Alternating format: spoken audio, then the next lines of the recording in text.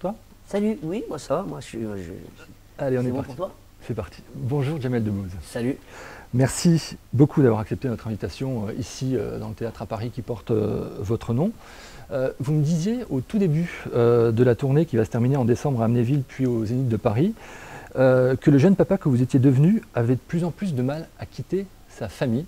Alors je voudrais savoir si vous êtes partagé là entre le plaisir finalement de moins aller sur les routes à compter de 2013 ou finalement s'il y a une nostalgie d'arrêter le spectacle. Ouais, effectivement, là je suis au carrefour de plein de sentiments, plein d'émotions. Je suis très content d'arrêter parce que ça fait maintenant 2 ans que je sillonne toute la France pour passer un peu de temps avec ma famille, qui est quand même aussi c'est tout nouveau pour moi d'avoir 2 enfants.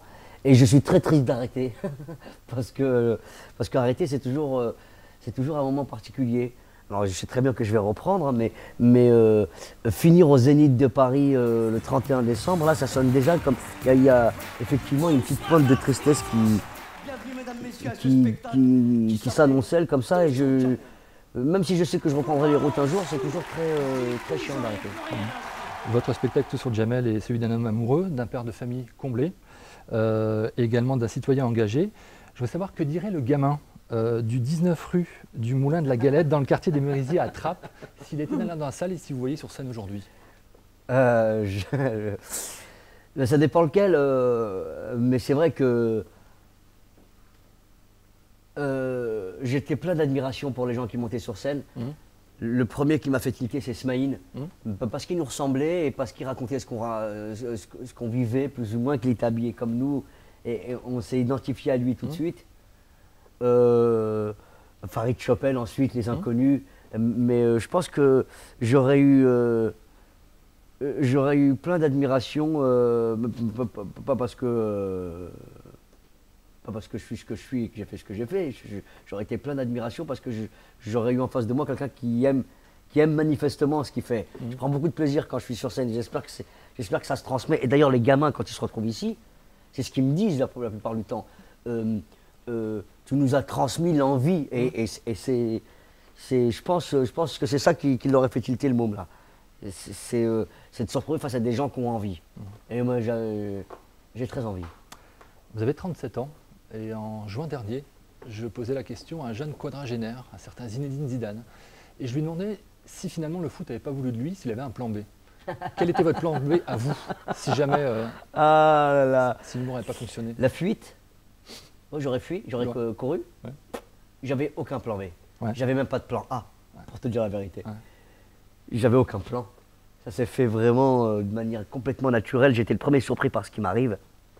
Et j'espère continuer à être surpris, c'est la seule chose qui me reste, tu vois, enfin, qui me reste. C'est vrai, dès lors qu'on prépare ou qu'on a un plan, ou qu'on commence à être dans un plan de carrière, ça se passe jamais comme tu as envie. Et j'ai pas de plan A, j'ai pas de plan B, j'en aurai jamais, j'espère. Mais je pense que de toute manière, je sais pas. Franchement, c'était une très bonne question. J'y ai jamais pensé. Lui, il voulait être chauffeur-livreur. Ouais, c'est ça, ouais. D'accord. C'est sérieux. D'accord. Zinedine Zidane? Ouais. Chauffeur-livreur, s'il n'avait pas été Zinedine Zidane? S'il n'avait pas été... Sérieux. Ah non, non. Ça, c'est ce que tu veux nous faire croire. Mais je sais que même dans... Non, c'est pas possible qu'il ait pensé à ce genre de choses. Est-ce que le Jamel Comedy Club, ses valeurs... Est-ce que c'est toi qui as choisi ce t-shirt? C'est mon fils. C'est ton fils qui a choisi ce t-shirt? Oui. Pardon. Je savais que ça te plairait. Donc c'est lui qui a du goût ou c'est toi qui as du goût dans l'histoire? Peut-être que j'en ai donné un petit peu. Peut-être qu'il en a plus que moi. Ouais, on peut dire qu'il a du goût et que... Sa maman aussi. Elle aussi, elle a participé au choix du t-shirt? Ouais. Parce que je vois que vous êtes très bien apprêté. Là, vous ne voyez pas parce que c'est pas très bien cadré. Attends, mais moi, je vais te montrer. Regarde, déjà. Et Jamel qui va pas être content du tout. Ouais, regarde les pompes. Des vernis, ça c'est des belles vernis, mon pote. Un petit slim. Regarde le t-shirt de Rolling Stone et la pecou. La coupe, mon frère. Ah, t'as vraiment la classe. Non, c'est important de le souligner parce que rarement les gens soulignent ce genre de choses, tu vois. Les mecs qui sont là, ils répondent à leurs questions, ils rentrent chez eux. Alors que, franchement, c'est appréciable d'être bien habillé. On passe à si vous voulez. Un autre sujet. Ouais. Vous dites que pour être un bon humoriste, il faut avoir un point de vue et l'envie d'être un peu utile au monde autour de vous. La politique, elle est ainsi très présente dans le spectacle. Je voudrais savoir ce que vous pensez du psychodrame qui se joue en ce moment à l'UMP. C'est la honte. C'est nul. Et c'est bon pour nos affaires, si je peux me permettre. Non, moi, j'ai jamais adhéré à ces idées, mais c'est vrai que c'est toujours très, très chiant de voir des gens, soi-disant, d'un certain niveau intellectuel, se mettre aussi minables pour le pouvoir, finalement. Parce que quand tu regardes, ils ont les mêmes idées, Copé et Fillon. Franchement, c'est la même famille politique, et là, on sent bien qu'ils se tapent uniquement et seulement pour avoir le fauteuil. Et cet étalage, on n'a pas envie. C'est minable, c'est pas terrible. Mais ça fait nos affaires, donc on est content, franchement. Alors, on est ici chez vous, mais j'allais dire que vous jouez partout à domicile. Oui. On le voit d'ailleurs sur Facebook ou sur Twitter, où vous mettez régulièrement des photos, des vidéos. Tu suis un peu? Des quatre coins de la France. C'est Montpellier cool. avec le tram. C'est pas mal, t'as vu? Avec le tram qui passe à côté. Vous aviez. Il suit tout, ça fait plaisir. Pendant 7 ans, vous n'étiez pas remonté sur scène. Je voulais savoir comment vous appréciez la France aujourd'hui. Est-ce qu'elle a changé et est-ce que finalement, en quelques mois, vous sentez que la France, elle change déjà avec le nouveau locataire de l'Élysée? Je ne veux pas dire qu'elle change. Oui, elle évolue. Elle évolue. En tout cas, il y a un truc qui est certain. La France que je rencontre tous les jours n'est pas celle qu'on me raconte à la télévision sur BFM TV ou iTélé. Ça, c'est certain. Elle est beaucoup moins frustrée, il y a beaucoup moins d'animosité, beaucoup moins de tension. Évidemment, il y a la crise et on la ressent. Ça, c'est un fait. Mais elle est beaucoup moins raciste et xénophobe qu'on veut bien nous la vendre. Et je suis un des mieux lotis, je suis un des Arabes les mieux lotis en France, un des immigrés les mieux acceptés, c'est certain. Mais je vous jure que je sens que c'est un pays qui a évolué dans le bon sens, que ça progresse à tous les niveaux. Évidemment, je vous dis, je suis heureux, je suis bien loti, mais je ne l'ai pas toujours été et j'ai la bonne distance sur les choses que je vis et qui m'entourent. Et j'ai l'impression que ce soit à Quimper, à Niort, à Metz, à Toulouse, à Nantes, à Marseille, d'une manière générale, la France a changé. Elle me ressemble de plus en plus, étrangement. Enfin, je veux dire, elle se mixe, elle est plus chamarrée, elle est plus colorée, évidemment. Elle tend vers, comme aux États-Unis, comme le monde dans son ensemble bouge. Tu vois, c'est vrai. On rentre dans l'ère du mix, dans l'ère de David Guetta. On se mixe partout, tu vois. Il y a partout des gens qui se mélangent. Et pour notre plus grand bonheur, ça fait des gens plus forts physiquement et plus forts intellectuellement. J'ai l'impression qu'on progresse dans ce sens-là. Mais que c'est une publicité qu'on n'a pas envie de faire. Que les plus conservateurs, ceux qui ont le pouvoir et qui sont les plus visibles, ont tendance, sans parler de complot hein, évidemment, à nous dresser les uns contre les autres, comme s'ils avaient besoin d'arguments électoraux, tu sais, parce que on sent bien que même la droite, là, tu vois, elle est de plus en plus faible, et que leurs arguments, ils tiennent de moins en moins, tu vois. Marine Le Pen qui essaye de rassurer cette vieille dame de la Creuse en lui disant « Vous inquiétez pas, on va vous en débarrasser », ou Nicolas Sarkozy, à une certaine époque, qui disait on va passer le Karcher. Et ça marche plus, ça. Ça marche plus parce que on est une force vive de ce pays. On apporte concrètement des choses à la France, que ce soit sur le plan humain, social et économique. Tu vois, on est une bonne nouvelle. Et sans nous, la France serait moins bien. Tu vois ce que je veux dire? Et aujourd'hui, on a tous, nous, enfants d'immigrés, on est rentrés dans une ère où on se rend compte qu'on est français, qu'on est vraiment français. Quand on arrive dans nos pays d'origine, on est perdu. On n'a plus les mêmes repères. On n'est pas des enfants d'immigrés, on est des enfants de la France. Donc, oui, je sens que ça progresse. Oui, c'est mieux à tout point de vue, mais malheureusement, on ne nous le dit pas assez. Voilà ce que je vois. Alors justement, c'est un des sujets de l'excellent documentaire de Mélissa Thoriot, L'entrée des trappistes. Justement, il était bien ce documentaire. Il était super. Franchement, il était bien. Hein. Et je garde un souvenir notamment d'un moment où vous êtes seul, à 4 h du matin, dans une pièce, dans le noir, en train de travailler sur un texte. C'est du vol, ça. Salut, Djal. Viens dire bonjour, viens, faut que je te présente ce monsieur-là. Un jour ou l'autre, il finira par faire connaissance avec toi. Fonce, Djal, fonce. On n'a pas que ça à faire, on est en pleine interview. Djal, jeune comique du Comedy Club. Bonjour. Il sort mes premières parties en ce moment. Salut. Vous entendrez parler de lui, c'est sûr. Chanter. Souviens-toi de son blage et de sa tête. Djal. C'est moi. Tu vas bosser? Moi, je viens livrer. Allez, fonce. À tout de suite. Viens livrer des vannes. On parlait de ce documentaire. Je voulais savoir en quoi le regard de votre femme sur votre travail, sur vous, vous avez changé. Bah, je sais pas si ça va changer. En tout cas, c'est sûr qu'à un moment donné, j'ai eu envie de lui plaire. Et ça, c'est pas forcément bien. Mais le fait de l'avoir là à l'image, de voir cette réalité-là, d'avoir ce miroir finalement, est-ce que ça a changé quelque chose? Bah oui, bien sûr que ça a changé. J'ai évolué, je me suis marié. Aujourd'hui, son avis compte Mhm. et son avis me plaît. Je trouve qu'elle est vraiment intelligente, qu'elle a de la sensibilité, qu'elle a de la sollicitude pour moi et pour le monde qui l'entoure. Et moi, j'aime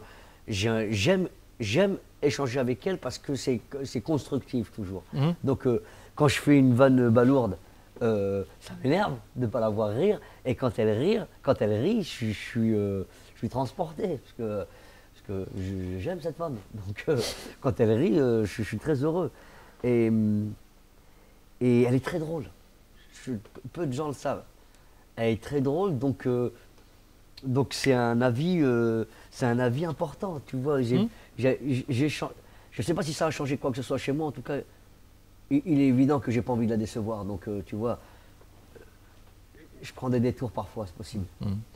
La Fouine, Omar Sy, Nicolas Nelka et Chaim, comment ça se fait qu'il y a autant de talent à Trappes? En plus de vous. Parce qu'on s'est tous écrasés sur la même planète. Ouais. Tu vois, on vient tous de Krypton, je ne sais pas si tu es au courant. On a été envoyés par... J'ai aucune idée, je me suis souvent posé la question.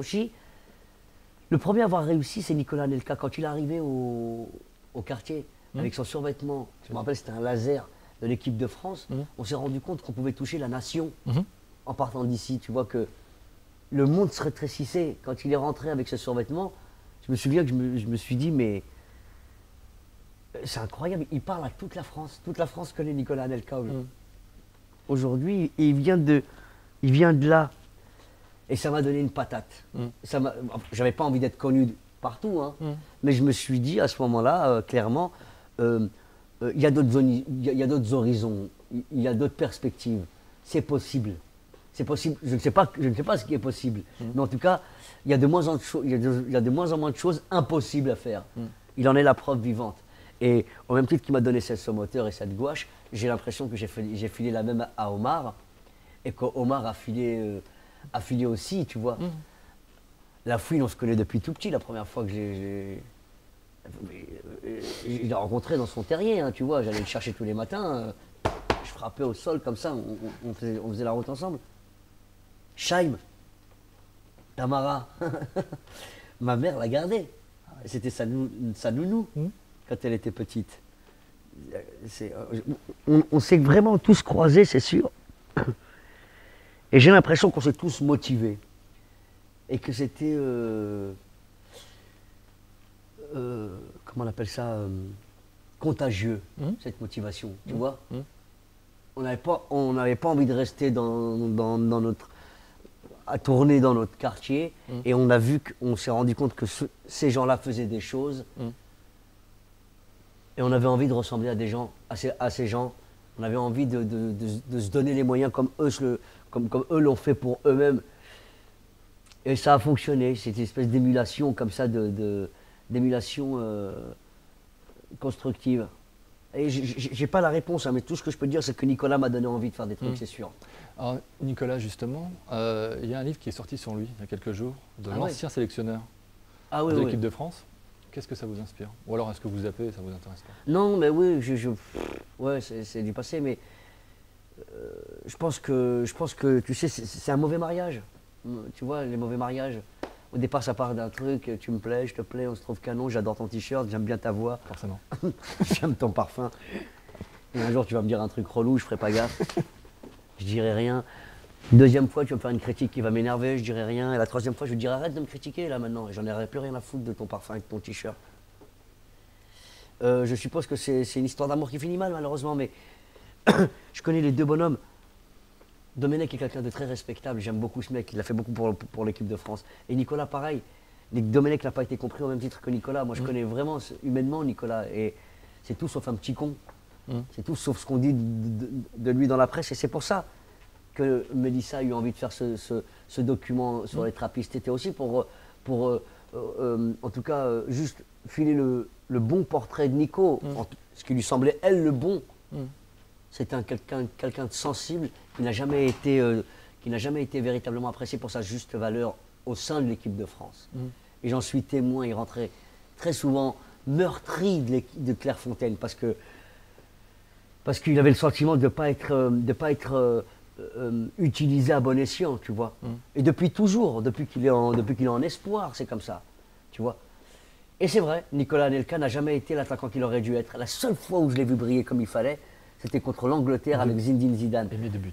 Il a mis 2 buts, 3 buts, dont un qui a été refusé, sur 3 passes de Zizou. Ouais. Quand même. Ouais. Et la France n'avait jamais gagné contre l'Angleterre. C'est vrai, à Wembley.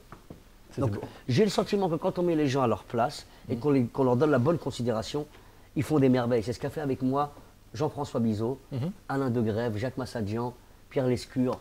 C'est des gens qui ne m'ont pas jugé. Ça, c'est formidable. Franchement. Ce que vous faites vous aujourd'hui en renvoyant l'ascenseur ici. Et c'est ce que je fais ici. C'est exactement ça. Je leur ouvre les portes, je les juge pas, je les motive. Il n'y a personne qui est nul. Ils deviendront bons. Mais au départ, tu vois, il y a une envie commune et il faut y aller, quoi. L'équipe de France de Deschamps, justement, ça va mieux. Ça va mieux, franchement. Et pourtant, c'est les mêmes joueurs, à quelque chose près. Et les petits cons, il y a 15 jours, sont les mêmes aujourd'hui, sauf qu'ils marquent des buts. Alors que tu vois, je pense qu'il faut pas juger les gens. Je te jure, c'est ce qui peut nous arriver de pire. C'est le mal de ce siècle. C'est les a priori, tu vois.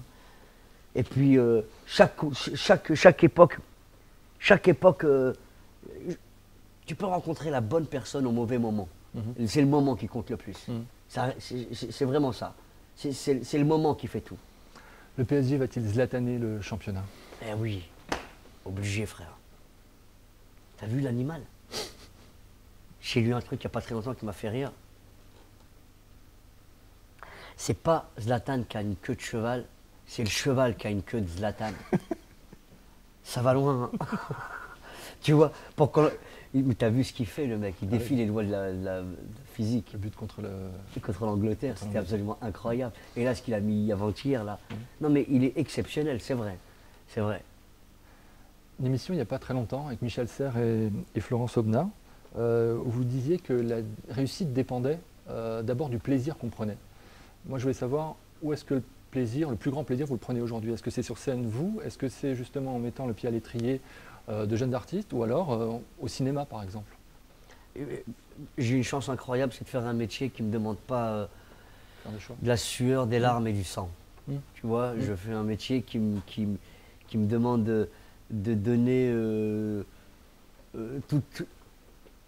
toute ma joie de vivre. Tu vois, si je suis joyeux, ça sera transmissible. C'est pas dur. Ce qui est dur, c'est de faire beaucoup de choses. Je prends du plaisir partout, la vérité. Pas te mentir. Sinon tu rirais pas. Et si tu rirais pas parfois, c'est parce que probablement je suis trop fatigué et que je ne prends pas de plaisir, justement. Quand c'est chiant et que c'est fatigant, ça devient laborieux. Et là, les gens, je ne les fais pas marrer parce que je me marre pas, tu vois. Mais je fais tout ce que je peux pour prendre du plaisir et me mettre dans ces... C'est la seule manière de pouvoir, je te dis, faire en sorte que ça soit contagieux. Il n'y a pas d'endroit où... Sur scène, je kiffe quand je rencontre un mec comme Malik Bentala ou comme Djal.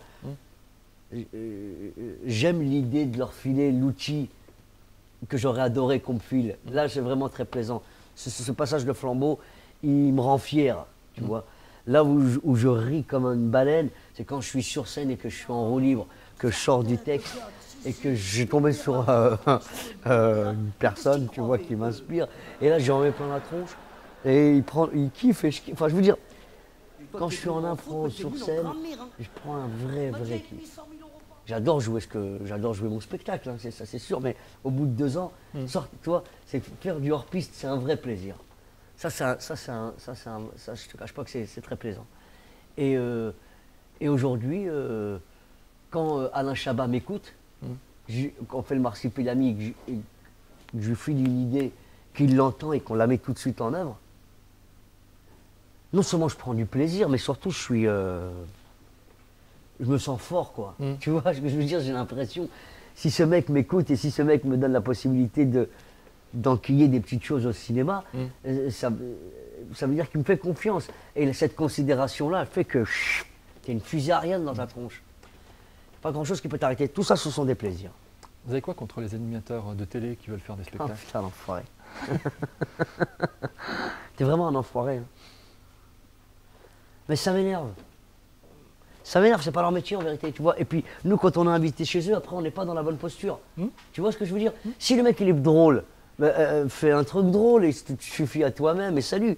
Mais si tu invites un comique et que tu penses que tu es aussi drôle que lui, là, on n'est plus drôle, nous. Tu vois, il fait une vanne, sa collègue, elle est morte de rire, elle rit plus fort que lui, souvent, hein, tu vois. La vanne n'est pas terrible, les gens applaudissent, ils savent même pas pourquoi, tu vois. Et toi, tu es là au milieu et tu sais pas trop comment faire, tu vois. Donc, tu es obligé de faire une autre vanne plus forte. C'est la surenchère des vannes.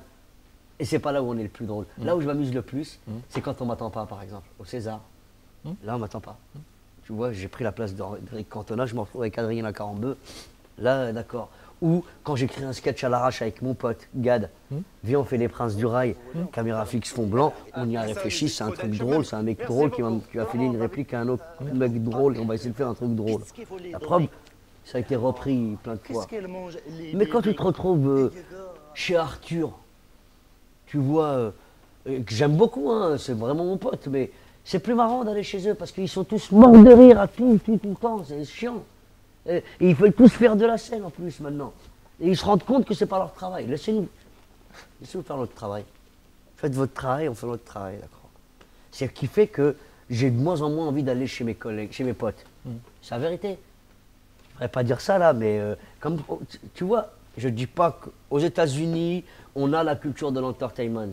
Depuis tout petit, on danse, on fait des vannes, on est préparé, tout le monde fait du spectacle. Et le président Obama qui prend le micro et fait « Hey !» On le trouve incroyable, parce qu'il chante depuis qu'il a 5 ans. Eux, ils se sont rendus compte au fur et à mesure, à 40 piges, qu'ils étaient marrants, parce que leur grand-mère leur a dit, tu vois.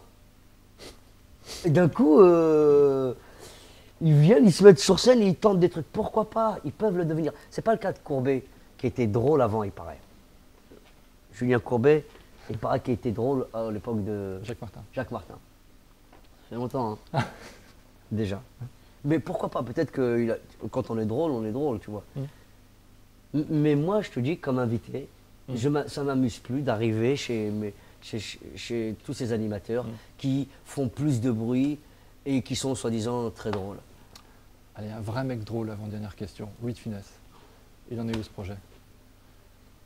Super. Ouais. J'espère que je ne vous décevrai pas. Ouais. Je viens de finir de mettre en scène Pourquoi j'ai pas mangé mon père. Ouais. C'est la plus grosse, une aventure extraordinaire. 80 caméras sur un plateau sur 360 degrés, un plateau de, je sais pas, il devait faire, je sais pas combien il faisait ce plateau, 1000 mètres carrés. Et en motion capture, tu sais. C'était exceptionnel à faire. Je sais pas si j'ai accouché d'une souris, mais je peux te dire que j'y ai mis toute mon âme. C'est pour quand? 2014.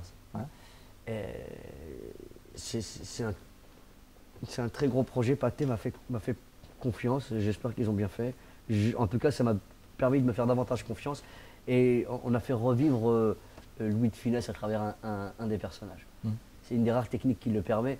Et c'était exceptionnel. Exceptionnel. Un autre mec drôle, Charlie Chaplin. Tu sais, Charlie Chaplin, je l'ai fait découvrir à mon fils qui a 3 piges. Il adore Spider-Man, Charlie Chaplin. Mais il regarde Charlie Chaplin en boucle. Le mec, il dit pas un mot quand même. Et ça fait 80 piges qu'il n'est plus là. Tu vois. Quand on est drôle, on est drôle. Et le moindre de ces gags a été réfléchi, mûrement réfléchi pour que 80 piges après, un petit mec comme moi en parle à un mec comme toi. Tu vois, ce que je veux dire, c'est que là, c'est pérenne. Et là, on peut parler de travail. C'est ma dernière question. Vous dites que... Oh, c'est dommage, je commence à être bien là. Vous dites que vous allez arrêter de parler de votre famille, vous allez enfin la laisser tranquille. Mais lui, il est bon, lui. Tu sais, son mère, il est très très bon. Tête de l'air, c'est vrai. C'est surtout vos réponses qui m'intéressent. Non, mais tu te souviens, je t'avais déjà dit. Mais parce que, non, mais ce qui est intéressant, quand on fait cet exercice, je peux me permettre, c'est. De porter un beau t-shirt. Ouais, de porter un beau t-shirt, d'écouter ses enfants.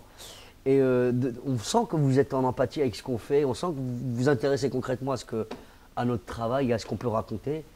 Et toutes les questions que vous soulevez, elles sont intéressantes parce qu'elles sont intéressantes. Donc vous allez laisser votre famille tranquille Ouais.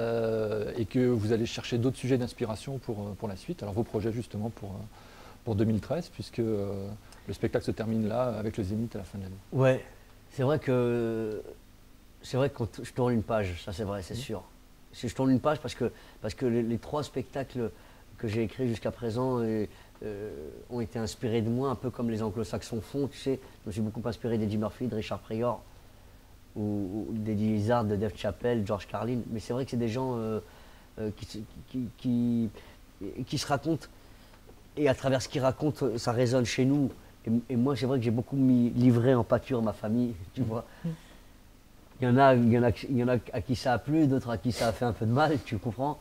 Et c'est pour éviter, c'est d'abord pour eux que j'arrête de parler de moi. Je ne sais pas de quoi je vais parler, hein, mais je sais que j'ai énormément de choses à dire, ça c'est sûr. Mais j'en ai beaucoup dit.